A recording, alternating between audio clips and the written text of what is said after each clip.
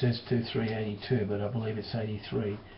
Dear Richard, it was so good to speak to you last night, and I wake up now the next morning and my thoughts still ponder upon my feelings.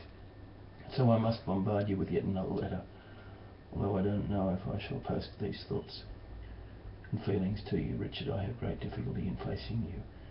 In the situation down there in Canberra, there's something in that situation which I can't handle, and I'm backing off.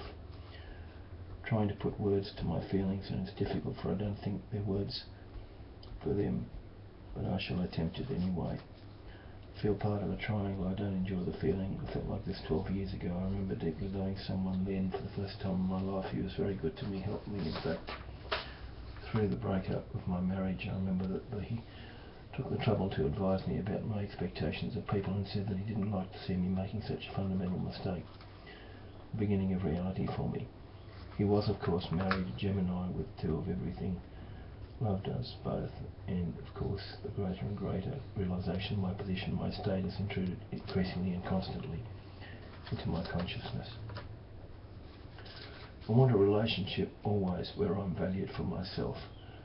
I don't want ever to feel that I'm given that which is left over from another woman's wants or demands. I don't ever want to measure myself against what is happening for the other woman. I don't ever want to be or feel the other woman. I deserve the best, and I will accept no less. I shall now take the plunge and reveal my feelings and deal with the hardest first. I have to admit that when I phone you fairly late at night and your phone's engaged for quite some time, it matters not who you are speaking to. I wonder what you are saying to her.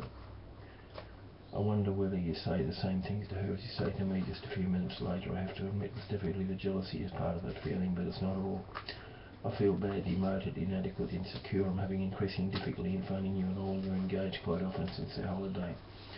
I'd rather you phone me. Or I go to Canberra and I want to see you in your home for the duration of our correspondence.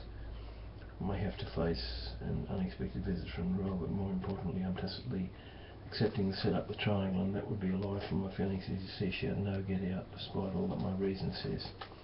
I need equality between you and I, and there's probably only one way to get it, and that's for me to make you a part of the triangle. I certainly wouldn't say no if someone nice turned up. But is that my reason speaking, or my feelings? The option that I seem to be exercising right now is simply to back off and go on living my rather lonely life, lovely life up here. If we meet from now on, my feelings right now are that it will have to be either here or preferably on neutral ground. Now wondering whether even if you moved to Sydney things would change very much. I don't think Nora would give up so easily. She has excellent taste. Please try to understand if I don't phone or visit you. Trying to get myself down there in the next week or two, and I keep coming up against these barriers. I say, Richard, I'm looking for one man with whom I can build a future. I don't want anything less. Why waste my time with a swinging scene? I suppose I can have someone just for sex, but it's very unsatisfying. What I have up here now is second best. I don't know if you're that man, but I want the chance to find out. I want the chance for a relationship to develop as it will. For me, to be myself in it and not to take my cues from another woman or from a man who has been with another woman. Poor Richard, what am I doing to you? Here I am, exposed naked. Take me or leave me. Love, Wendy. P.S. I should plan a nice neutral ground holiday in May. I'm looking forward to it. Do you prefer coastal mountains? You shall become then as my trip to Tasmania, an oasis to enjoy my jewel in the sun and sea. How could you know that I'm referring to flying over a coral atoll? Would you like to go to Tasmania?